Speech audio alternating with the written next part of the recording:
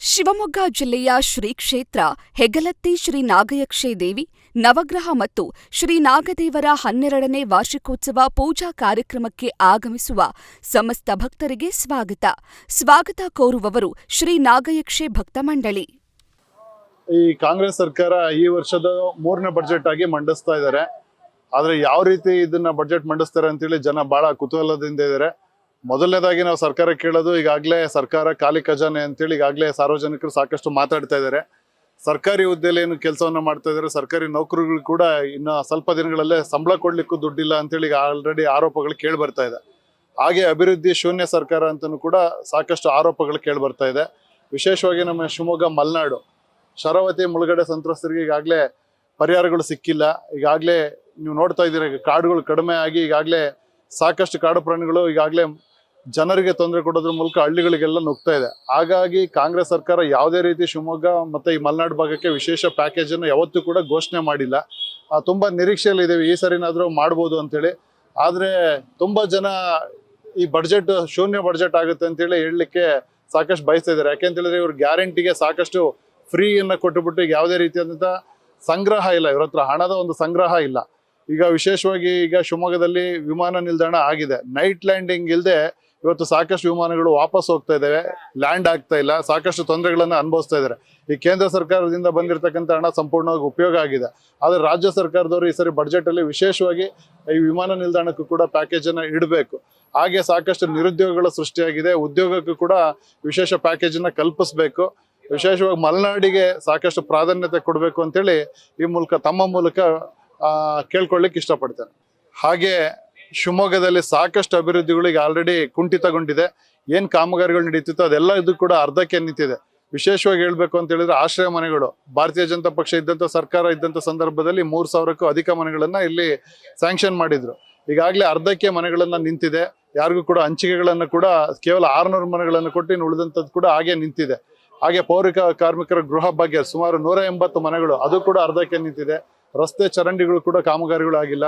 ಹಾಗಾಗಿ ಅಭಿವೃದ್ಧಿ ಕುಂಠಿತಗೊಂಡಿರ್ತಕ್ಕಂಥ ಈ ಅಭಿವೃದ್ಧಿಗೆ ಬಡ್ಜೆಟ್ ಅಲ್ಲಿ ವಿಶೇಷವಾಗಿ ಒಂದು ಪ್ಯಾಕೇಜ್ ಅನ್ನ ಮಲೆನಾಡಿಗೆ ಕಲ್ಪಿಸಬೇಕು ಅಂತೇಳಿ ತಮ್ಮ ಮೂಲಕ ಕೇಳ್ಕೊಳ್ತಾ ಇದ್ದೇನೆ. ಈ ವಿಶ್ವಾಸ್ ಮಹಾನಗರ ಪಾಲಿಕೆ ಮಾಜಿ ಸದಸ್ಯ, ಶಿವಮೊಗ್ಗ. ಬಡ್ಜೆಟ್ ಬಗ್ಗೆ ಯಾವುದೇ ನಿರೀಕ್ಷೆಗಳಂತೂ ಖಂಡಿತ ಇಲ್ಲ. ಈಗಾಗಲೇ ನಾವು ಕಾಂಟ್ರಾಕ್ಟರ್ ಸಂಘದವರು ನಾಳೆ ಸ್ಟ್ರೈಕ್ ಅನ್ನು ಮಾಡ್ತಾ ಇದ್ದಾರೆ. ಏನಕ್ಕೆ ಅಂತ ಹೇಳಿದ್ರೆ 37,000 ಕೋಟಿನ ಇವ್ರು ಇನ್ನೂ ಬಿಡುಗಡೆ ಮಾಡಿಲ್ಲ. 37,000 ಕೋಟಿನ ಬಿಡುಗಡೆ ಮಾಡಿಲ್ಲ ಅಂತ ಹೇಳಿದ್ರೆ ಅವ್ರು ಏನು ಕೆಲಸ ಮಾಡ್ತಾರೆ? ಇನ್ನೇನು ರಾಜ್ಯದ ಅಭಿವೃದ್ಧಿಗಳಾಗುತ್ತೆ? ಇವ್ರ ಬಜೆಟ್ ಅಲ್ಲಿ ಏನ್ ನಿರೀಕ್ಷೆ ಅಂತ ಹೇಳಿದ್ರೆ ಯಾವ್ದು ಬೆಲೆನ ಏರಿಸ್ತಾರೆ ಅನ್ನೋದು ಈಗಾಗಲೇ ಆತಂಕಕ್ಕೆ ಶುರುವಾಗಿದ್ದಾರೆ. ಗ್ರಾಹಕ ಶಿವಮೊಗ್ಗ ಕರ್ನಾಟಕದ ನಾಗರಿಕರು ಯಾವ ಬೆಲೆನ ಎಷ್ಟು ಮಾಡ್ತಾರೆ? ಪೆಟ್ರೋಲು ಅಲ್ಲಿ ಆಗಿದೆ, ಇವರೇ ಸುಮ್ಮನೆ ಇವರು ಅದ್ರ ಮೇಲೆ ಸೆಸ್ಸನ್ನು ಹಾಕ್ಬೋದು, ಡೀಸೆಲ್ ಮೇಲೆ ಸೆಸ್ ಹಾಕ್ಬೋದು, ಆಮೇಲೆ ಗ್ಯಾಸನ್ನ ಮೇಲೆ ಸೆಕ್ಸ್ ಹಾಕ್ಬೋದು, ಇನ್ನಿತರ ಅಗತ್ಯ ವಸ್ತುಗಳು, ಬೇಳೆ ಕಾಳು ಅಕ್ಕಿ ಇವೆಲ್ಲ ಗಗನಕ್ಕೆ ಹೋಗುತ್ತೆ ಅಂತ ಅನಿಸ್ತಾ ಇದೆ. ಯಾವುದು ಇಳಿಯುವಂಥ ಲಕ್ಷಣಗಳನ್ನು ಕಾಣ್ತಾ ಇಲ್ಲ. ಆಮೇಲೆ ಶಿವಮೊಗ್ಗಕ್ಕೆ ವಿಶೇಷವಾಗಿ ಹೇಳಬೇಕು ಅಂತ ಹೇಳಿದ್ರೆ ಹಿಂದಿನ ನಮ್ಮ BJP ಸರ್ಕಾರದ ಅವಧಿಯಲ್ಲಿ ಮತ್ತೆ ಈಶ್ವರಪ್ಪರ ಅವಧಿಯಲ್ಲಿ ಎಲ್ಲ ಸ್ಕೂಲ್ಗಳಿಗೂ ಅನುದಾನವನ್ನು ಬಿಡುಗಡೆ ಮಾಡಿ ಅಲ್ಲಿ ಒಂದಷ್ಟು ಕುಡಿಯೋ ನೀರಿನ ವ್ಯವಸ್ಥೆ, ಆಮೇಲೆ ಏನು ಹೇಳಿದ್ರೆ ಶೌಚಾಲಯ ವ್ಯವಸ್ಥೆ, ಅದಕ್ಕೆ ಬಾಲಕಿಯರಿಗೆ ಶೌಚಾಲಯ ವ್ಯವಸ್ಥೆಗಳನ್ನ ಮಾಡಲಿಕ್ಕೆ ಸಾಕಷ್ಟು ದುಡ್ಡುಗಳನ್ನು ಕೊಟ್ಟಿದ್ರು. ಆದ್ರೆ ನಾನು ಮೊನ್ನೆ ಒಂದು KR ಪುರಂ ಶಾಲೆಯಲ್ಲಿ ಕೇಳಿದೆ, 300 ಜನ ಓದ್ತಾ ಇದ್ದಾರೆ ಅಲ್ಲಿ ಮಕ್ಕಳು, ಎಲ್ಲ ಧರ್ಮೀಯರು ಓದ್ತಾ ಇದ್ದಾರೆ. ಭಾರಿ ಸಂತೋಷ ಆಯ್ತು. ಅಲ್ಲಿ ಬೋರ್ವೆಲ್ ವ್ಯವಸ್ಥೆ ಒಂದು ಆಗ್ಬೇಕಾಗಿದೆ. ಅದನ್ನ ಕೇಳ್ಕೊಂಡು ಶಾಸಕರ ಹತ್ರ ಬಂದ್ರು. ಇದನ್ನ ನಗರಾಡಳಿತ ಮತ್ತು ಜಿಲ್ಲಾಡಳಿತ ಗಮನಿಸಿ ಅಲ್ಲಿ ಒಂದು ಬೋರ್ವೆಲ್ ಅನ್ನು ತೋರಿಸ್ಕೊಡ್ಬೇಕು. ಆಮೇಲೆ ಏನು ಶಿವಮೊಗ್ಗದಲ್ಲಿ ಗಾಂಜಾ ಹಾವಳಿ ಆಗ್ತಾ ಇದೆಯಲ್ಲ, ಇದಕ್ಕೊಂದು ಗಾಂಜಾ ನಿಗ್ರಹ ಪಡೆ ಅನ್ನೋದು ನೇಮಿಸಿ, ಏನು ಹೆಣ್ಮಕ್ಳಿಗೆ ತೊಂದರೆ ಆದಾಗ ಅಕ್ಕ ಪಡೆ ಅಂತೇಳಿ ಬಂದಿದೆಯಲ್ಲ, ಅದು ಅದೇ ಥರ ಗಾಂಜಾ ನಿಗ್ರಹ ಪಡೆ ಮಾಡಿ ನಿಮ್ಮ ಕೈಲಾದಷ್ಟು ಶಿವಮೊಗ್ಗಕ್ಕೆ ಉಪಕಾರ ಮಾಡಿ. ಇದು ಶಿವಮೊಗ್ಗದಲ್ಲ, ಇಡೀ ರಾಜ್ಯದಲ್ಲಿ ಮಾಡಬೇಕಾಗತ್ತೆ. ಯಾಕಂದ್ರೆ ಗಾಂಜಾ ನಿಶೆಯಲ್ಲಿ ತುಂಬಾ ಅನಾಚಾರಗಳು ನಡೀತಾ ಇದೆ. ಹೆಣ್ಣು ಮಕ್ಕಳ ಮೇಲೆ ಅಶ್ಲೀಲವಾಗಿ ವರ್ತನೆ ಮಾಡ್ತಾ ಇದ್ದಾರೆ, ಗಂಡು ಮಕ್ಕಳುಗಳು ಕೊಲೆ ಆಗ್ತಾ ಇದೆ. ಇದೊಂದು ಗಾಂಜಾ ನಿಗ್ರಹ ಪಡೆ ನೀವು ಏನಾರ ಮಾಡಿ ಬಡ್ಜೆಟ್ ಅಲ್ಲಿ ಅಲೋಕೇಶನ್ ಮಾಡಿ ಆ ಪಡೆ ಮಾಡಿದ್ರೆ ಈ ಕರ್ನಾಟಕ ಜನ ನೆಮ್ಮದಿಯಾಗಿದ್ದಾರೆ. ಯಾಕಂದ್ರೆ ನಾವು ಕಣ್ಣು ಮುಂದೆ ಸಂಕೇತನ ಕಳ್ಕೊಂಡು ಭಾರಿ ನೋವಲ್ಲಿದ್ದೀವಿ ನಾವು. ಆ ಗಾಂಜಾದಿಂದನೇ ನಡೆದಿದ್ದು ಅನ್ನೋದನ್ನ ಪೊಲೀಸರು ಕೂಡ ಹೇಳ್ತಾ ಇದ್ದಾರೆ. ಅದಕ್ಕೋಸ್ಕರ ಯಾವುದೇ ಸಾಕ್ಷಿ ಬೇಕಾಗಿಲ್ಲ. ಆ ಗಾಂಜಾ ನಿಗ್ರಹ ಪಡೆ ಮಾಡಿ ಮತ್ತೆ ಆಶ್ರಯ ಮನೆಗೆ ಕಾಂಟ್ರಾಕ್ಟರ್ಗಳಿಗೆ ಬೇಕಾದಂತ ಹಣವನ್ನು ಒದಗಿಸಿ ಅಲ್ಲಿ ಕರೆಂಟಿಗೆ 12 ಕೋಟಿ ಜಮೀಲ್ ಅಹಮದ್ ವಸತಿ ಸಚಿವ ಹೇಳೋಗಿ 1 ವರ್ಷ ಆಗ್ತಾ ಬಂತು ಸರ್. 12 ಕೋಟಿ ಕೊಡಕ್ಕಾಗಿಲ್ಲ ಸರ್ ಶಿವಮೊಗ್ಗಕ್ಕೆ. ಆ ಆಶ್ರಯ ಮನೆಗೆ 12 ಕೋಟಿ ಬಿಡುಗಡೆ ಮಾಡಿ ಅಲ್ಲಿ ಶಕ್ತಿ ಯೋಜನೆ ಭಾಗ್ಯ ಯೋಜನೆ ಅಂತ ಹೇಳ್ತಾರಲ್ಲ ಅದು ಕೊಡ್ಲಿ. ಆಮೇಲೆ ಕಾಂಟ್ರಾಕ್ಟರ್ಗೂ ಬಿಡುಗಡೆ ಆಗ್ಬೇಕಾದ ಹಣವನ್ನು ಬಿಡುಗಡೆ ಮಾಡ್ಲಿ. ಅಲ್ಲಿ 1,000 ಮನೆಗಳು ತಲೆ ಎತ್ತುತ್ತೆ. ಬಡವರು ನಿರಾತಂಕವಾಗಿ ಜೀವನವನ್ನು ನಡೆಸಕ್ ಸಾಧ್ಯ ಆಗ್ಬೋದೇನೋ ಅನ್ನೋದು ನಾನು ಕೋರ್ಕೊಳ್ತಾ ಇದ್ದೀನಿ. ನಿರೀಕ್ಷೆ ಅಂತೂ ಬಡ್ಜೆಟ್ ಇಂದ ಏನೇನು ಮಾಡಕ್ಕಾಗಲ್ಲ. ಎಲ್ಲ ಹೆಚ್ಚೇ ಮಾಡೋದವ್ರು, ಕಡಿಮೆ ಯಾವ್ದ್ರೆಲ್ಲ ಮಾಡಿದ್ರೆ ನಾಳೆ ಯಾವ ತರ ಆಗಿಲ್ಲ ನಿಮ್ಮನ್ನ ಮತ್ತೆ ಬಂದು ಬೈಟ್ ಕೊಡ್ತೀನಿ. ರಾಜ್ಯ ಸರ್ಕಾರಕ್ಕೆ ಅಭಿನಂದನೆ ತಿಳಿಸೋಣ. ಇದು ಬಡ್ಜೆಟ್ ಅಲ್ಲಿ ನಾಳೆ ಎಲ್ಲ ಏರುಗತಿಯಲ್ಲಿ ಹೋಗುತ್ತೆ ವಿನಃ ನಿರೀಕ್ಷೆ ಅಂತೂ ಏನಿಲ್ಲ. ಹೆಸರು ಮೋಹನ್ ರಾವ್ ಜಾಧವ್, ಸ್ಥಳೀಯ ಶಿವಮೊಗ್ಗದ ನಾಗರಿಕ. ಈ ಬಾರಿ ಮುಖ್ಯಮಂತ್ರಿ ಸಿದ್ದರಾಮಯ್ಯನವರು ತಮ್ಮ ದಾಖಲೆಯ ಮತ್ತು ಬಜೆಟ್ ಅನ್ನು ಮಂಡಿಸ್ತಾ ಇದ್ದಾರೆ. ಈ ಬಜೆಟ್ ಅಲ್ಲಿ ನಿರೀಕ್ಷೆ ಅನ್ನೋದು ಸ್ವಲ್ಪ ಮರೀಚಿಕೆ ಆಗೋ ಚಾನ್ಸಸ್ ಇದೆ. ಯಾಕಂದ್ರೆ ಗ್ಯಾರಂಟಿ ಯೋಜನೆಗಳಿಗೆ ಸುಮಾರು 60,000 ಕೋಟಿಗಿಂತಲೂ ಹೆಚ್ಚಿನ ಮೊತ್ತವನ್ನ ಸರ್ಕಾರ ತೆಗೆದಿರಿಸಬೇಕಾಗಿದೆ. ಆದ್ರಿಂದ ರಾಜ್ಯದ ಅಭಿವೃದ್ಧಿಯಲ್ಲಿ 60,000 ಕೋಟಿ ಅನ್ನೋದು ತುಂಬಾ ದೊಡ್ಡ ಮೊತ್ತ. ಇಷ್ಟೊಂದು ದೊಡ್ಡ ಮೊತ್ತ ಕೇವಲ ಫ್ರೀ ಬೀಸ್ಗಳಿಗೆ ಖರ್ಚಾಗ್ತಿರೋದ್ರಿಂದ ರಾಜ್ಯದ ಅಭಿವೃದ್ಧಿ ನಿರೀಕ್ಷೆ ಮಾಡೋದು ಇದರಲ್ಲಿ ತಪ್ಪಾಗುತ್ತೆ. ಆದ್ರಿಂದ ನಾನು ಮುಖ್ಯಮಂತ್ರಿಗಳಲ್ಲಿ ಮನವಿ ಮಾಡ್ಕೊಳ್ತಾ ಇದ್ದೀನಿ, ಫ್ರೀ ಬೀಸ್ಗಳನ್ನ ಆದಷ್ಟು ಕಡಿಮೆ ಮಾಡಿ. ಕೇವಲ ಕರ್ನಾಟಕ ಅಂತ ಒಂದೇ ಅಲ್ಲ, ದೇಶಾದ್ಯಂತ ಈ ಫ್ರೀ ಬೀಸ್ಗಳು ಕಡಿಮೆ ಆಗಬೇಕು. ದುಡಿದು ತಿನ್ನಲಿ, ಪುಕ್ಸಟ್ಟಾಗಿ ಕೊಟ್ಟರೆ ಸೋಂಬೇರಿಗಳಾಗ್ತಾರೆ. ಫ್ರೀ ಬೀಸ್ಗಳನ್ನ ಕಡಿಮೆ ಮಾಡಿ ಅದೇ ಹಣವನ್ನು ರಾಜ್ಯದ ಅಭಿವೃದ್ಧಿಗೆ ಬಳಸಿ ರಾಜ್ಯದ ಅಭಿವೃದ್ಧಿಯಲ್ಲಿ ತಮ್ಮ ಕೊಡುಗೆಯನ್ನು ಕೊಡಬೇಕಾಗಿ ಈ ಮೂಲಕ ಕೇಳ್ಕೊಳ್ತಾ ಇದ್ದೀನಿ. ಈಗಲ್ದೇ ಆಲ್ಮೋಸ್ಟ್ 2-3 ಜನ ಮಂತ್ರಿಗಳು ಈಗಾಗಲೇ ಗಿವ್ ಇಟ್ ಅಪ್ ಬಗ್ಗೆ ಮಾತಾಡಿದ್ದಾರೆ. ಮೋಸ್ಟ್ಲಿ ಈ ಬಜೆಟಲ್ಲಿ ಅದನ್ನ ಪ್ರತಿಫಲನ ನಾವು ನೋಡ್ಬೋದೇನೋ. ಅದನ್ನ ಅಧಿಕೃತವಾಗಿ ಏನಾದ್ರು ಘೋಷಣೆ ಮಾಡ್ತಾರೋ, ಫ್ರೀ ಬೀಸ್ಗಳನ್ನ ಗಿವ್ ಇಟ್ ಅಪ್ ಮಾಡ್ರಿ ಅಂತೇಳಿ ನೋಡ್ಬೇಕಾಗಿದೆ ಸರ್. ಕುಬೇರಪ್ಪ, ಶಿವಮೊಗ್ಗದಿಂದ. ಈ ಬಾರಿ ಕರ್ನಾಟಕ ಸರ್ಕಾರದ ಬಜೆಟ್ ಅನ್ನು ನಾವೆಲ್ಲರೂ ಸಹ ಬಹು ನಿರೀಕ್ಷೆಯಿಂದ ನಾವು ನೋಡ್ತಾ ಇದ್ದೀವಿ. ಮೊದಲು ಬಜೆಟ್ ಅಂದ ತಕ್ಷಣನೇ ನಮ್ಮೆಲ್ಲರ ಗಮನ ಸರ್ಕಾರದ ಕಡೆಗಿರೋದು. ಏನು ನಮಗೇನು ಸಿಗುತ್ತೆ, ಯಾವ ಕ್ಷೇತ್ರಕ್ಕೆ ಸಿಗುತ್ತೆ ಅಂತ ನಿರೀಕ್ಷೆ ಇರ್ತಿತ್ತು. ಈಗ ನಾನೊಬ್ಬ ನ್ಯಾಷನಲ್ ಮತ್ತು ಇಂಟರ್ನ್ಯಾಷನಲ್ ಟ್ರಾವೆಲ್ ಏಜೆನ್ಸಿ ಆಗಿರೋದ್ರಿಂದ ನನ್ನ ನಿರೀಕ್ಷೆ ಏನಪ್ಪ, ಟೂರಿಸಂ ಬಗ್ಗೆ ನಾನು ಹೆಚ್ಚಿನ ನಿರೀಕ್ಷೆಯನ್ನು ನಾನು ಮಾಡ್ತಾ ಇದ್ದೀನಿ. ಟೂರಿಸಂ ಅಂದ ತಕ್ಷಣನೇ ನ್ಯಾಷನಲ್ ಇಂಟರ್ನ್ಯಾಷನಲ್ ಲೆವೆಲಲ್ಲಿ ನಾನು ನಿರೀಕ್ಷೆಯನ್ನು ಮಾಡ್ತಾ ಇಲ್ಲ. ಯಾಕಂದ್ರೆ ಮೊನ್ನೆ ಕೇಂದ್ರ ಸರ್ಕಾರ ಬಜೆಟ್ನಲ್ಲಿ ಇಂಟರ್ನ್ಯಾಷನಲ್ ಲೆವೆಲಲ್ಲಿ ಬಜೆಟಲ್ಲಿ ಬಹಳ ಅತ್ಯುತ್ತಮವಾಗಿರ್ತಕ್ಕಂಥ ಟೂರಿಸಂಗೆ ಸಲಹೆ ಸಹಕಾರಗಳನ್ನು ಕೊಟ್ಟು ಏನು ಕೊಡಬೇಕಾಗಿರ್ತಕ್ಕಂಥದ್ದನ್ನು ಸಹಕಾರವನ್ನು ಕೊಟ್ಟಿದೆ. ಹಾಗೆ ಈಗ ನಾನು ಕರ್ನಾಟಕ ಸರ್ಕಾರದಿಂದ ನಿರೀಕ್ಷೆ ಮಾಡ್ತಾ ಇರೋದೇನೆಂದ್ರೆ, ಕರ್ನಾಟಕದಲ್ಲಿ ಅದರೊಳಗೆ ನಾನು ಶಿವಮೊಗ್ಗ ಜಿಲ್ಲೆಗೆ ಟೂರಿಸಂ ಅಲ್ಲಿ ಅತಿ ಹೆಚ್ಚಿನ ಸಂಖ್ಯೆಯಲ್ಲಿ ಅನುದಾನವನ್ನು ಕೊಡಬೇಕನ್ನೋ ನಿರೀಕ್ಷೆಯನ್ನು ನಾನು ಮಾಡ್ತಾ ಇದ್ದೀನಿ. ಟೂರಿಸಂ ಅಂದ ತಕ್ಷಣನೇ ಇವತ್ತಿನ ದಿವಸ ನಡೀತಕ್ಕಂಥ ವಿಶ್ವವಿಖ್ಯಾತ ಜೋಗ ಜಲಪಾತನ ನಮ್ಮ ನೆನಪರುತ್ತೆ. ಹಾಗೆ ಧರ್ಮಸ್ಥಳ ಕಡೆಗೆ ಹೋದ್ರೆ ಈ ಕಡೆ ಎಲ್ಲ ಸಾಕಷ್ಟು ಕ್ಷೇತ್ರಗಳ ಈ ಟೂರಿಸಂ ಇರತಕ್ಕಂಥದ್ದಿದೆ. ಶಿವಮೊಗ್ಗ ಜಿಲ್ಲೆಯಲ್ಲಿ ಸಾಕಷ್ಟು ಟೂರಿಸಂ ಸಾಕಷ್ಟು ಅಭಿವೃದ್ಧಿ ಆಗ್ತಕ್ಕಂಥದ್ದನ್ನು ನಾವು ಗಮನಿಸಬೇಕಾಗಿದೆ. ಅದಕ್ಕೆ ಹಿಂದೆ BS ಯಡಿಯೂರಪ್ಪನವರು ಮುಖ್ಯಮಂತ್ರಿ ಆದಂಥ ಸಂದರ್ಭದಲ್ಲಿ ಪ್ರವಾಸೋದ್ಯಮವನ್ನ ಶಿವಮೊಗ್ಗ ನಗರದಲ್ಲಿ ಅತ್ಯುನ್ನತ ಮಾಡಿರ್ತಕ್ಕಂಥದ್ದನ್ನು ನಾವೆಲ್ಲ ಗಮನಿಸ್ತಾ ಇದ್ದೀವಿ. ಆದರೂ ಸಹ ಅದು ಇನ್ನೂ ಕಡಿಮೆ ಅನಿಸ್ತಾ ಇದೆ. ಅದಕ್ಕೆ ಈಗಿನ ಈ ನಾಳೆ ಬಜೆಟ್ನಲ್ಲಿ ಶಿವಮೊಗ್ಗ ಜಿಲ್ಲೆಗೆ ಹೆಚ್ಚಿನ ಆದ್ಯತೆ ಕೊಡಬೇಕು. ಅದೇ ರೀತಿಯಾಗಿ ಕರ್ನಾಟಕಕ್ಕೆ ಒಂದು ಟೂರಿಸಂ ಅಲ್ಲಿ ಇಡೀ ದೇಶವನ್ನೇ ನಮ್ಮ ಕರ್ನಾಟಕ ಕಡೆ ನೋಡುವಂತೆ ಮಾಡಬೇಕು ಈ ಸರ್ಕಾರ ಅಂತೇಳಿ ನಾನು ಈ ಕಳಕಳಿ ಮನವಿ ಮಾಡ್ಕೊತಾ ಇದ್ದೀನಿ. ಮಾಲಿಂಗಯ್ಯ ಶಾಸ್ತ್ರಿ, SN, DCG ಬ್ಯಾಂಕ್ ನಿರ್ದೇಶಕರು, SCA ಟೂರ್ಸ್ ಮಾಲೀಕರು, ಶಿವಮೊಗ್ಗ. ಈ ಸಲ ಕರ್ನಾಟಕ ರಾಜ್ಯ ಸರ್ಕಾರದ ಬಜೆಟ್ ಅಲ್ಲಿ ನಮ್ಮ ಗ್ರಾಮೀಣ ಭಾಗಕ್ಕೆ ಬಹುದೊಡ್ಡ ನಿರೀಕ್ಷೆ ಇದೆ. ಮೊದಲನೇ ಆದ್ಯತೆ ಗ್ರಾಮೀಣ ಭಾಗಕ್ಕೆ ಕುಡಿಯೋ ನೀರಿನ ವ್ಯವಸ್ಥೆ ಬಹಳ ಅನಾನುಕೂಲ ಆಗಿದೆ. ಮತ್ತೆ ಶಾಲೆಗಳಿಗೆ ಸರಿಯಾಗಿ ವ್ಯವಸ್ಥೆಗಳಾಗ್ತಾ ಇಲ್ಲ. ಶಾಲೆಗಳಿಗೆ ಮಕ್ಕಳಿಗೆ ಸರಿಯಾಗಿ ಊಟದ ವ್ಯವಸ್ಥೆ ಆಗಲಿ ಸರಿಯಾಗಿ ಸಿಗ್ತಾ ಇಲ್ಲ. ಹಾಗೆ ಶಾಲೆಗಳಿಗೆ ಕುಡಿಯೋ ನೀರಿನ ವ್ಯವಸ್ಥೆ ಆಗಲಿ ವಸತಿ ವ್ಯವಸ್ಥೆ ಆಗಲಿ ಸರಿಯಾಗಿ ಆಗ್ತಾ ಇಲ್ಲ. ಅದನ್ನ ಈ ಸಲ ಬಜೆಟ್ ಅಲ್ಲಿ ಪ್ರಮುಖವಾಗಿ ತಗೊಳ್ಬೇಕು ಅಂತ ನಾನು ಗ್ರಾಮೀಣ ಭಾಗದ ಒಬ್ಬ ಯುವಕ ಆಗಿ ನಾನು ಕೇಳ್ಕೊಳ್ತಾ ಇದ್ದೀನಿ. ಈ ಬಹುದೊಡ್ಡ ನಿರೀಕ್ಷೆ ಈ ಗ್ರಾಮೀಣ ಭಾಗದಲ್ಲಿ ರಸ್ತೆಗಳ ವ್ಯವಸ್ಥೆ ಪೂರ ಹದಗೆಟ್ಟು ಹೋಗಿದೆ. ರಸ್ತೆಗಳ ಸಂಪೂರ್ಣ ವ್ಯವಸ್ಥೆಯು ಎಷ್ಟು ದುಸ್ಥಿತಿ ಆಗಿದೆ ಅಂತ ಹೇಳಿದ್ರೆ, ಇವತ್ತು ಯಾರೊಬ್ಬರು ಇದು ಶಾಲಾ ಕಾಲೇಜುಗಳಿಗೆ ಹೋಗೋಕ್ಕಾಗ್ಲಿ ಹಾಸ್ಪಿಟ್ಲ್ಗಳಿಗೆ ಹೋಗೋಕ್ಕಾಗ್ಲಿ ಬಹಳ ಅನನುಕೂಲ ಆಗಿದೆ. ಮತ್ತೆ ಈ ಫ್ರೀ ಗ್ಯಾರಂಟಿ ಕೊಟ್ಟಿರೋ ಶಕ್ತಿ ಯೋಜನೆ ಅಂತೇಳಿ ಏನು ಇವ್ರು ಯೋಜನೆ ಕೊಟ್ಟಿದಾರಲ್ಲ, ಇದರಲ್ಲಿ ಸಂಪೂರ್ಣವಾಗಿ ಬಸ್ ವ್ಯವಸ್ಥೆ ತಡೆ ಹಿಡಿದಿದ್ದಾರೆ ಇವರು. ಬಸ್ಸಿನ ವ್ಯವಸ್ಥೆ ನಾವು ಫ್ರೀ ಕೊಟ್ಟಿದ್ದೀವಿ ಅಂತೇಳಿ ಇವತ್ತು ಶಾಲಾ ಮಕ್ಕಳುಗಳಿಗೆ ಸರಿಯಾಗಿ ಸಮಯಕ್ಕೆ ಸರಿಯಾಗಿ ಶಾಲೆಗಳಿಗೆ ಹೋಗೋಕ್ಕೆ ಬಸ್ಗಳು ವ್ಯವಸ್ಥೆಗಳಿಲ್ಲ. ಆಮೇಲೆ ಈ ಈ ಶಾಲೆಗಳಲ್ಲಿ ಈ ಪ್ರತಿ ಒಂದು ಈ ಬಿಸಿ ಊಟದ ಯೋಜನೆಯಲ್ಲಿ ಇವ್ರೇನು ಈಗ ಮೊಟ್ಟೆ ಕೊಡ್ತೀವಿ ಅಂತ ಹೇಳ್ತಾ ಇದ್ದಾರೆ, ಬಾಳೆಹಣ್ಣು ಕೊಡ್ತೀವಿ ಅಂತ ಹೇಳಿದ್ರೆ ಸಮರ್ಪಕವಾಗಿ ಸಿಗ್ತಾ ಇಲ್ಲ. ಈ ಈ ಬಜೆಟ್ ಅಲ್ಲಿ ನಾವು ಬಹುದೊಡ್ಡ ನಿರೀಕ್ಷೆ ಏನು ಇಟ್ಕೊಂಡಿರೋದು ಅಂದ್ರೆ, ನಮ್ಮ ಈ ಏನು SCP-TSP ಹಣ ಏನಿದೆ, ಈ SCP-TSP ಹಣ ಇವರು ಇವು ಗ್ಯಾರಂಟಿಗೆ ಉಪಯೋಗಿಸ್ಕೊಂಡು SC/ST ಸಮುದಾಯಕ್ಕೆ ತುಂಬಾ ದೊಡ್ಡ ಅನ್ಯಾಯ ಮಾಡಿದ್ದಾರೆ. ಈ ಸಲ ಬಜೆಟ್ ಅಲ್ಲಿ SCP-TSP ಹಣನ ಮುಟ್ಕೂಡ್ದು ಅಂತ ಹೇಳಿ ನಾನು ಒಬ್ಬ SC/ST ಯುವಕನಾಗಿ ನಾನು ಹೇಳ್ತಾ ಇದ್ದೀನಿ. SCP-TSP ಹಣ ಈಗ 2 ವರ್ಷದಿಂದ ಏನು ಪ್ರತಿ ಬಾರಿನೂ 24,000 ಕೋಟಿ ಇವರು ಗ್ಯಾರಂಟಿ ಯೋಜನೆಗೆ ಉಪಯೋಗಿಸ್ಕೊಳ್ತಾ ಇದ್ದಾರೆ. ಇನ್ಮೇಲೆ ಈ ಯೋಜನೆಗೆ ಈ ಹಣನ ಉಪಯೋಗಿಸ್ಕೊಬಾರ್ದು. ಇವರು ಬೇರೆ ಹಣಗಳನ್ನ ಈಗ ಇದನ್ನ ಗ್ಯಾರಂಟಿ ಯೋಜನೆ ಘೋಷಣೆ ಮಾಡಬೇಕಾದ್ರೆ SCP-TSP ಹಣನ ಬಳಸ್ಕೊಳ್ತೀವಿ ಅಂತ ಇಲ್ಲೂ ಹೇಳಿಲ್ಲ ಇವರು. ಈಗ SCP-TSP ಹಣನ ಸಂಪೂರ್ಣವಾಗಿ ದುರುಪಯೋಗ ಪಡಿಸ್ಕೊಂಡು ಇವರು ಗ್ಯಾರಂಟಿ ಯೋಜನೆಗೆ ಹಂಚ್ತಾ ಇದ್ದಾರೆ. ಹಾಗಾಗಿ SC/ST ವಿದ್ಯಾರ್ಥಿಗಳಿಗಾಗ್ಲಿ SC/ST ಸಮುದಾಯಕ್ಕಾಗ್ಲಿ ತುಂಬಾ ಅನ್ಯಾಯ ಆಗಿದೆ. ಈ ತಕ್ಷಣ ಈ SCP-TSP ಹಣನ ಬಜೆಟ್ ಅಲ್ಲಿ ಉಪಯೋಗಿಸ್ಕೊಳ್ಳೋದ ಕೈ ಬಿಡಬೇಕು ಅಂತೇಳಿ ತಮ್ಮಲ್ಲಿ ಈ ಮಾಧ್ಯಮದ ಮೂಲಕ ನಾನು ಕೇಳ್ಕೊತಾ ಇದ್ದೀನಿ. ಧನ್ಯವಾದ. ಗಿರೀಶ್, ಭದ್ರಾಪುರ.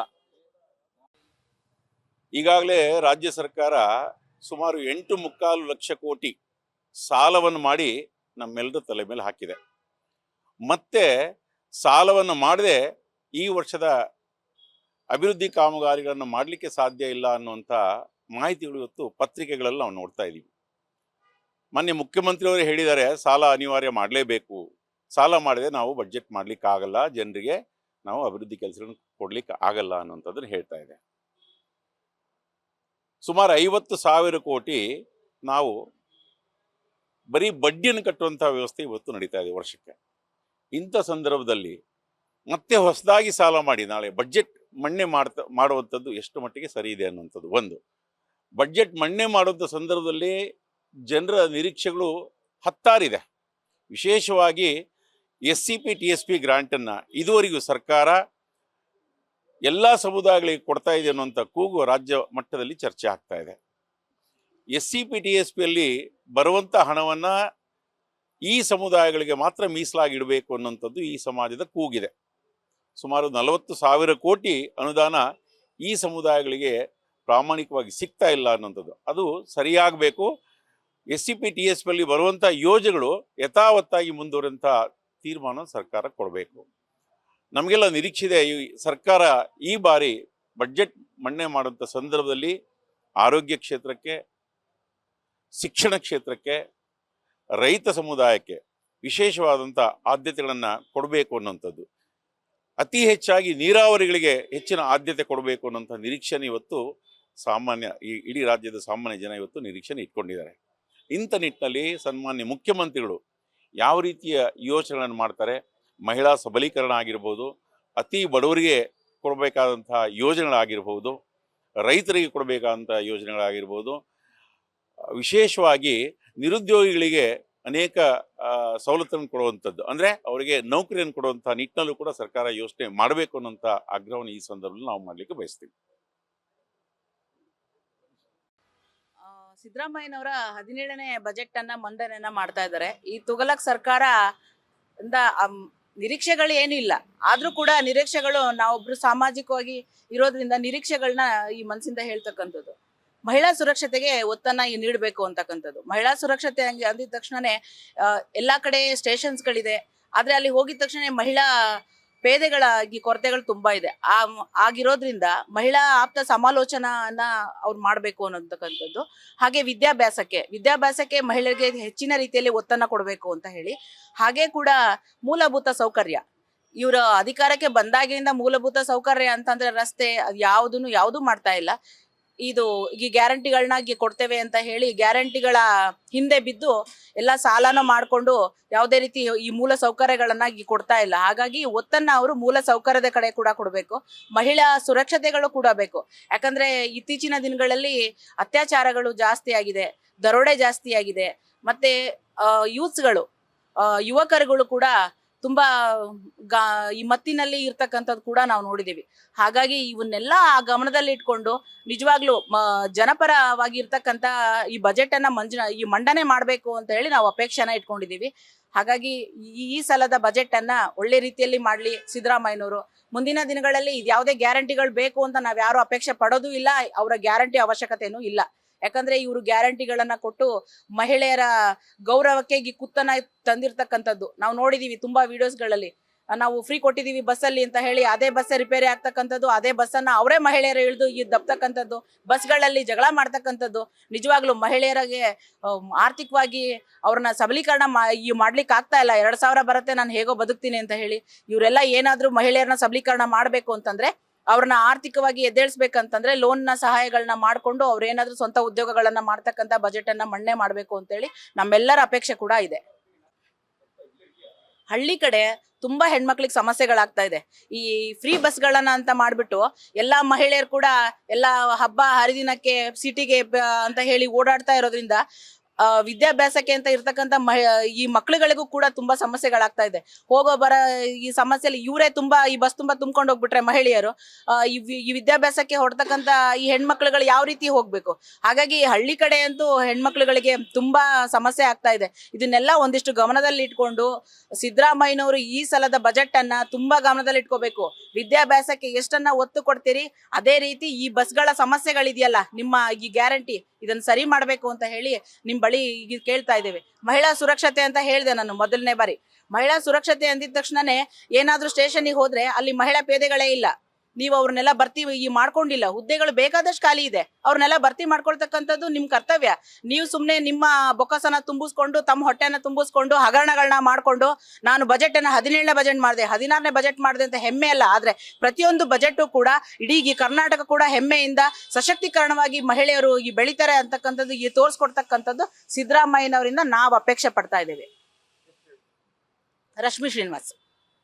ಬಹಳಷ್ಟು ನಿರೀಕ್ಷೆನ ಇಟ್ಕೊಂಡಿರುವೆ, ಆದ್ರೆ ನಮ್ ಯಾವ್ದೋ ನಿರೀಕ್ಷೆಗಳು ಕೂಡ ಆಗತ್ತೆ ಅನ್ನುವ ಭರವಸೆ ಇಲ್ಲ. ಯಾಕೆ ಅಂತಂದ್ರೆ ಈ ಸರ್ಕಾರ ಬಂದಾಗಿಂದ ಗ್ಯಾರಂಟಿ ಹೆಸರಿನಲ್ಲಿ ಪ್ರತಿಯೊಂದು ಕ್ಷೇತ್ರದಲ್ಲೂ ಕೂಡ ಬಹಳಷ್ಟು ತೊಂದರೆಗಳನ್ನ ಜನಸಾಮಾನ್ಯರು ಅನುಭವಿಸ್ತಾ ಇದ್ದಾರೆ.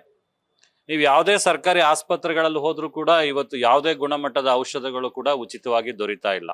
ಶಿಕ್ಷಣದ ಅಧೋಗತಿ, ಮಕ್ಕಳಿಗೆ ಕೊಡ್ಬೇಕಾಗ್ತಕ್ಕಂಥ ಒಂದು ಶೂ ಸಾಕ್ಸ್ ಅನ್ನ ಈ ಸರ್ಕಾರ ಕೊಡಕ್ಕಾಗ್ತಾ ಇಲ್ಲ. ಹಾಗಾಗಿ ಈ ಬಡ್ಜೆಟ್ ಇಂದ ಈ ಕರ್ನಾಟಕ ಸರ್ಕಾರದ ಜನ ನಿರೀಕ್ಷೆ ಮಾಡಿದ್ರೆ ಬಹುಶಃ ಬಹಳಷ್ಟು ತಪ್ಪಾಗುತ್ತೆ ಅಂತ ಅನ್ಕೊಳ್ತೀವಿ. ಶಿವಮೊಗ್ಗದಲ್ಲಿ ಬಹುದಿನದ ಕನಸಾದಂತಹ ಶಿವಮೊಗ್ಗ ಏರ್ಪೋರ್ಟ್ ಆಯ್ತು. ಇವತ್ತು ಕರ್ನಾಟಕ ಸರ್ಕಾರದ ಯೋಗ್ಯತೆಗೆ ಇವತ್ತು ನೈಟ್ ಲ್ಯಾಂಡಿಂಗ್ ಅನ್ನ ಮಾಡುವಂತ ಯೋಗ್ಯತೆ ಇಲ್ಲ. ಹಾಗಾಗಿ ಬಹಳಷ್ಟು ನಿರೀಕ್ಷೆಗಳನ್ನ ಈ ಬಡ್ಜೆಟ್ನಲ್ಲಿ ನಾವು ಇಟ್ಕೊಳ್ಳೋಕೆ ಸಾಧ್ಯ ಇಲ್ಲ. ಮಾತೆತ್ತಿದ್ರೆ ಬಹಳಷ್ಟು ಬಡ್ಜೆಟ್ಗಳನ್ನು ನಾನು ಕೊಟ್ಟಿದ್ದೀನಿ ಅಂತ ಹೆಮ್ಮೆಯಿಂದ ಹೇಳ್ಕೊಳ್ಳುವಂತಹ ಮುಖ್ಯಮಂತ್ರಿಗಳು ಈ ಬಾರಿಯ ಬಡ್ಜೆಟ್ನಲ್ಲಿ ಯಾವುದೇ ರೀತಿಯ ಭರವಸೆಗಳು ಕೂಡ ಈಡೇರುವುದಿಲ್ಲ. ಎಲ್ಲ ಕೂಡ ಒಂದು ಹುಸಿ ಬಡ್ಜೆಟ್ ಆಗಿರುತ್ತೆ ಅಂತ ಈ ಸಂದರ್ಭಕ್ಕೆ ಹೇಳಕ್ ಬಯಸ್ತೇನೆ. ಚಂದ್ರಶೇಖರ್ ಎಸ್. ಬಡ್ಜೆಟ್ ಮಾಡ್ತಾ ಇದ್ದಾರೆ ಅಂತ ನಮ್ಗೇನು ಖುಷಿ ಇಲ್ಲ. ಶಿವಮೊಗ್ಗ ಮಹಿಳಾ ನಾಗರಿಕರಿಗೆ, ಗೃಹಿಣಿಯರಿಗೆ ರೇಷನ್ ತಂದು ಅಡುಗೆ ಮಾಡೋದೇ ದೊಡ್ಡ ಕಷ್ಟ ಆಗಿದೆ. ಯಾಕೆಂದರೆ 2,000 ಇರೋ ರೈಟು 5,000ಕ್ಕೆ ಹೋಗಿದೆ, 5,000 ಇರೋ ರೈಟು 10,000ಕ್ಕೆ ಹೋಗಿದೆ. ಇಂಥ ಸಂದರ್ಭದಲ್ಲಿ ನಾವು ಏನು ಕೇಳ್ಕೊತಾ ಇದ್ದೀವಿ ಅಂದರೆ ದವಸ ಧಾನ್ಯಗಳು ಮತ್ತು ಆರೋಗ್ಯಕರವಾದ ಆಹಾರಗಳು ಮನುಷ್ಯರಿಗೆ ಬೇಕೇ ಬೇಕು. ಆ ಆಹಾರ ಹೇಗೆ ನಾವು ಸೇವನೆ ಮಾಡೋದಪ್ಪ ಅಂತ ಯೋಚನೆ ಮಾಡೋ ಪರಿಸ್ಥಿತಿ ಬಂದಿದೆ. ಇಂಥ ರೈಟಲ್ಲಿ ನಾವು ಏನು ತಿನ್ನಬೇಕು? ಪ್ರತಿಯೊಂದು ರೈಟು ಜಾಸ್ತಿ ಆಗಿದೆ. ಆಮೇಲೆ ನಾವೊಂದು ಯೋಚನೆ ಮಾಡ್ತಾ ಇದ್ದೀವಿ ಬಂಧುಗಳೇ, ಶಿವಮೊಗ್ಗ ನಾಗರಿಕರಲ್ಲಿ ಎಲ್ಲದಕ್ಕೂ ಒಳ್ಳೆಯದು ಅಂತ ಬಯಸ್ತಾ ಇರೋ ಜನ ತುಂಬ ಆಗ್ಬಿಟ್ಟಿದ್ದಾರೆ. ತಪ್ಪು ನಡೆಯೋ ಜಾಗದಲ್ಲಿ ತಪ್ಪು ಅಂತ ಖಂಡಿಸ್ತಾ ಇಲ್ಲ. ನೋಡಿ, ಅಬಕಾರಿ ಇಲಾಖೆಯಲ್ಲಿ ಪ್ರತಿಯೊಂದು ಅಬಕಾರಿ ರೇಟ್ ಜಾಸ್ತಿ ಆಗಿದೆ.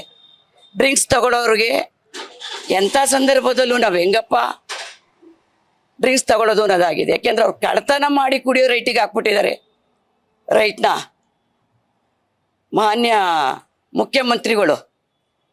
ಹಾಗಾಗಿ ಇತ್ತೀಚಿನ ದಿನಗಳಲ್ಲಿ ಕಳ್ತನೂ ಜಾಸ್ತಿ ಆಗಿದೆ. ಯಾಕೆಂದ್ರೆ ಎಲ್ಲ ರೈಟು ಜಾಸ್ತಿ ಆದಾಗ ಕಳ್ತನ ಜಾಸ್ತಿ ಆಗಬೇಕಲ್ಲ, ಮನುಷ್ಯರಿಗೆ ಹೊಟ್ಟೆಗೆ ಆಹಾರ ಬೇಕಲ್ಲ. ಆ ದೃಷ್ಟಿಯಿಂದ ಈ ಥರ ನಡೀತಾ ಇರೋದ್ರಿಂದ ದವಸ ಧಾನ್ಯಗಳು ರೈಟು ಮತ್ತು ಡ್ರಿಂಕ್ಸ್ ಮಾಡೋರು ರೈಟ್ಗಳು ತುಂಬ ಆಗಿರೋದ್ರಿಂದ ಅವ್ರಿಗೂ ಕಷ್ಟ ಆಗ್ತಿದೆ. ಯಾಕೆಂದರೆ ಅವ್ರು ಕಲ್ತೋರ್ಗೆ ಬಿಡೋಕ್ಕಾಗೋದಿಲ್ಲ. ಆ ರೈಟ್ಗಳೆಲ್ಲ ಕಮ್ಮಿ ಆಗಬೇಕು. ಮತ್ತೆ ಹೇಳಬೇಕು ಅಂತ ಅಂದರೆ, ನಾವು ನಿಂತಿದ್ಕು ಟ್ಯಾಕ್ಸ್ ಹಾಕ್ತಾ ಇದ್ದಾರೆ. ರಿಜಿಸ್ಟ್ರ್ ಆಫೀಸ್ಗೆ ಹೋಗ್ಬಿಟ್ರೆ 1 ಲಕ್ಷ ಇದ್ದಿದ್ದು ರಿಜಿಸ್ಟ್ರ್ ಆಫೀಸ್ನಲ್ಲಿ 10 ಲಕ್ಷಕ್ಕೆ ಹೋಗಿರುತ್ತೆ. ಇದೆಲ್ಲ ಜನತೆಗೆ ಗಮನಕ್ಕೆ ಬರಬೇಕು ಅಂತ ನಾವು ಈ ಮುಖಾಂತರ ಕೇಳ್ಕೊತಾ ಇದ್ದೀವಿ. ಧನ್ಯವಾದಗಳು. ನನ್ನ ಹೆಸರು ಶಾಂತ ಸುರೇಂದ್ರ. ತುಂಬ ದಿನಸಿಗಳೇ ರೇಟ್ ಆಗಿದೆ. ಈಗ ಬಡ ಮಕ್ಕಳೆಲ್ಲ, ಬಡ ಜನರೆಲ್ಲ ಊಟ ಮಾಡೋದೇ 3 ಹೊತ್ತು ದಿನಸಿ. ಹಾಗಾಗಿ ದಿನಸಿನೇ ಸ್ವಲ್ಪ ಕಮ್ಮಿ ಮಾಡಬೇಕು. ಮತ್ತು ಹಾಲುಗಳು ಅಷ್ಟೇ ಜಾಸ್ತಿ ಆಗ್ತಾ ಇದೆ. ಎಣ್ಣೆ ರೇಟ್ ಅಂತೂ ಜಾಸ್ತಿನೇ ಬಿಟ್ಟಿದೆ, ಮಿತಿ ಮೀರಿಬಿಟ್ಟಿದೆ ಅದು ಎಣ್ಣೆ ರೇಟು. ಹಾಗಾಗಿ ಮೇನಾಗಿ ದಿನಸಿ, ಎಣ್ಣೆ ಈ ಥರದ್ದೆಲ್ಲ ಪದಾರ್ಥಗಳನ್ನ ನೀವು ಕಮ್ಮಿ ಮಾಡಬೇಕು ಬಜೆಟ್ ರೇಟಲ್ಲಿ ಇವತ್ತು ಅಂತ ಹೇಳ್ತಾ ನನ್ನ 2 ಮಾತು ಮುಗಿಸ್ತೀನಿ. ಸಂಗೀತ ಜಗನ್ನಾಥ್, ಶಿವಮೊಗ್ಗ. ಎಲ್ಲ ಫ್ರೀ ಅಂತ ಹೇಳಿ ಹೆಂಗಸರನ್ನ ನೆಪ್ಸಿದ್ರೆ ಹೊರತು ಅದ್ರಾಗೆ 1 ಕೈಯಿಂದ ಚಪ್ಪಾಳೆ ಆಗಲ್ಲ, 2 ಕೈಯಿಂದ ಚಪ್ಪಾಳೆ ಆಗೋದು. ಗಂಡಸರಿಗೆ ಎಲ್ಲ ಕೊಟ್ಟಿದೆ, ಹೆಂಗಸರಿಗೆ ಫ್ರೀ ಅಂದು ಎಲ್ಲ ರೇಟು ಜಾಸ್ತಿ ಮಾಡಿದ್ದಾರೆ. ಮಧ್ಯಮ ವರ್ಗದವರಂತೂ ತುಂಬ ತೊಂದರೆ ಆಗಿದೆ. ಯಾವುದಕ್ಕೂ ಹೋಗಲಿ ತುಂಬ ರೇಟು, ತುಂಬ ಅವರಿಗೆ ತಗೊಳ್ಳೋಕ್ಕೆ ಕಷ್ಟ ಆಗಿದೆ. ಒಂದು ಕಾಯಿಲೆ ಆಗಲಿ, ಒಂದು ಆಹಾರ ಆಗಲಿ, ಯಾವುದಕ್ಕಾದರೂ ತುಂಬ ತೊಂದರೆ ಆಗಿದೆ. ಅದನ್ನು ಬಜೆಟರು ಆದಷ್ಟು ಕಡಿಮೆ ಮಾಡಬೇಕು ಅಂತ ಹೇಳಿ ನಾನು ಈ ಮೂಲಕ ಕೇಳ್ಕೊಳ್ತೀನಿ. ರೇಣುಕಾ ಹೆಚ್ಚು. ಈಗ ಏನಂದ್ರೆ ಹೆಣ್ಮಕ್ಳಿಗೆ ಬಸ್ ಫ್ರೀ ಮತ್ತೆ ಮಹಿಳೆಯರ್ ಇದು ಮನೆಗೆ ಇದು ಗೃಹಜ್ಯೋತಿ ಫ್ರೀ ಅಂತ ಹೇಳಿದ್ರು. ಬಟ್ ನಾವ್ಯಾರು ಗೃಹಜ್ಯೋತಿ ಫ್ರೀಯಾಗಿ ಕೊಡಿ, ಬಸ್ ಫ್ರೀಯಾಗಿ ಬಿಡಿ ಅಂತ ಯಾರು ಕೇಳಿರ್ಲಿಲ್ಲ ಹೆಣ್ಮಕ್ಳೆಲ್ಲ. ಈಗ ಹೆಣ್ಮಕ್ಳಿಗೆ ಫ್ರೀ ಅಂತ ಹೇಳ್ಬಿಟ್ಟು ಗಂಡು ಮಕ್ಳಿಗೆ ತುಂಬಾನೇ ಬಸ್ ಚಾರ್ಜ್ ಆಗ್ಲಿ ಮತ್ತೆ ಪೆಟ್ರೋಲ್ ಆಗಲಿ ಪ್ರತಿಯೊಂದು ಕೂಡ ಗಗನಕ್ಕೆ ಏರಿದೆ. ಈ ನಮ್ಮಂಥ ಮಧ್ಯಮ ಮಿಡಲ್ ಕ್ಲಾಸ್ ಪೀಪಲ್ಗೆ ತುಂಬಾನೇ ಪ್ರಾಬ್ಲಮ್ ಆಗಿದೆ.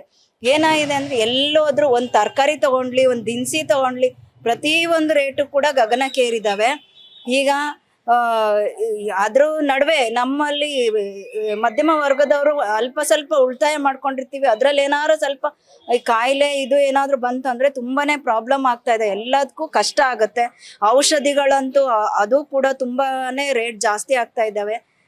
ಪ್ರತಿಯೊಂದು ರೇಟ್ ಜಾಸ್ತಿ ಆಗಿದೆ. ನಮ್ಮಂತ ಬಡವರು ಮಧ್ಯಮ ವರ್ಗದವರಿಗೆ ದಯಮಾಡಿ ಇದು ನಮ್ಮ ಮುಖ್ಯಮಂತ್ರಿಗಳಲ್ಲಿ ಮನವಿ ಏನ್ ಮಾಡ್ಕೊಳ್ತಿದೀವಿ ಅಂದ್ರೆ, ಮಧ್ಯಮ ವರ್ಗದವ್ರಿಗೆ ಸ್ವಲ್ಪ ಏನಾದರೂ ಸಹಾಯ ಆಗೋ ರೀತಿ ಬಡ್ಜೆಟನ್ನ ಮಂಡನೆ ಮಾಡಲಿ ಅನ್ನೋದನ್ನ ಕೇಳ್ಕೊಳ್ತೀವಿ. ಓಕೆ, ಧನ್ಯವಾದಗಳು. ಉಮಾದೇವಿ.